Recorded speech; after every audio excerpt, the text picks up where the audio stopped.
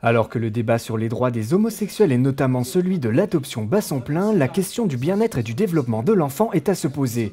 L'enfant serait-il aussi heureux dans une famille homoparentale qu'hétéroparentale? Dans le point de vue de la psychologie, on cherche de voir bien, c'est-à-dire l'absence des maladies.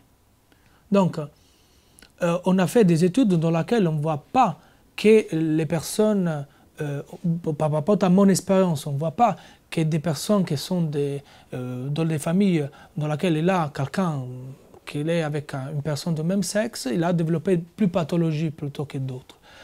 Dans mon expérience, les personnes qui viennent ici, qui sont plusieurs pathologies, ils sont soit font partie d'une famille hétérosexuelle, soit d'une famille homosexuelle. Chacun il a son histoire personnelle. Le mieux ou le pire, c'est une question subjective. Dans la science, nous, on fait des études. Au jour d'aujourd'hui, il y a seulement une étude sérieuse, que c'est une étude de l'APA, de l'Association américaine des psychiatres, qui démontre qu'il n'y a pas une corrélation entre le sexe des parents et un développement de pathologie par rapport à l'enfant. Il faut seulement voir le développement de la personne dans le temps. C'est-à-dire qu'au jour d'aujourd'hui, une vraie étude scientifique doit durer minimum 10 années. Comme le phénomène, c'est très récent, surtout en Europe, on n'a pas encore des études aussi longues.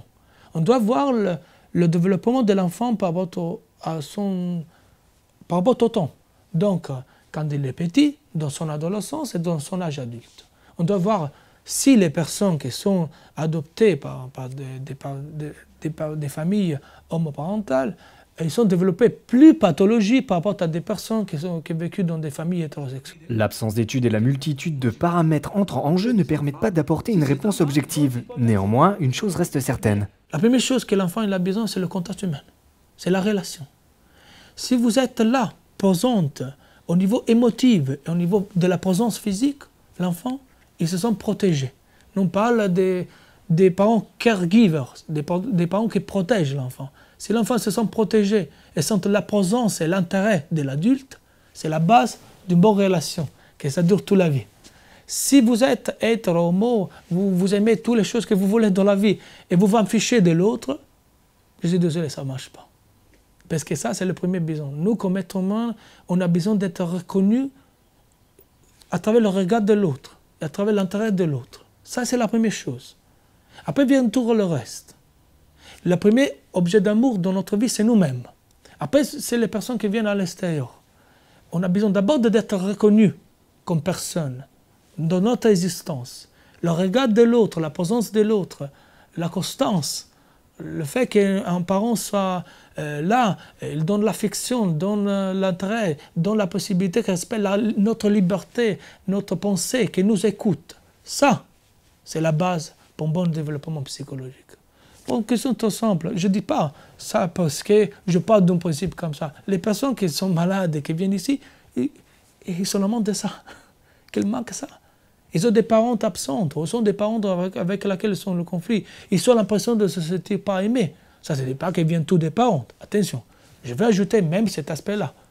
Dans la considération de l'enfant, il faut tenir compte même de la capacité de l'enfant de s'adapter à la réalité. Une partie, c'est les parents. Une autre partie, c'est la société. Une autre partie de notre développement vient de nous-mêmes.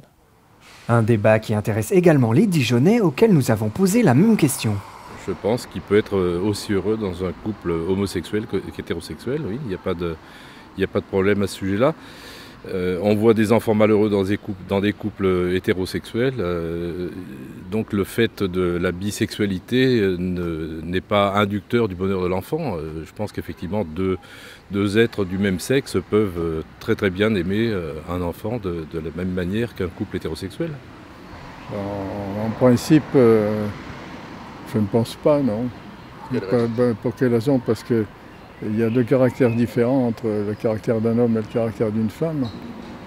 Vous pensez qu'il va manquer quelque chose à l'enfant? Et il va manquer sûrement quelque chose, oui. Il peut être aussi heureux. Mais je pense que pour l'enfant, plus tard, pour être pénalisé, ou si vous voulez, d'avoir deux papas, peut-être que la souffrance viendrait là. Il peut être aussi heureux, je dis bien. Il peut avoir deux papas comme deux mamans qui sont très gentilles. Mais c'est pas la logique. Peut-être plus tard, il aura des reproches de ses camarades, c'est-à-dire dire tiens, tu as deux papas, comment se fait-il que tu n'as pas de maman? Voilà. Une réaction? Un témoignage? Commentez ce reportage sur dijonsanté.fr.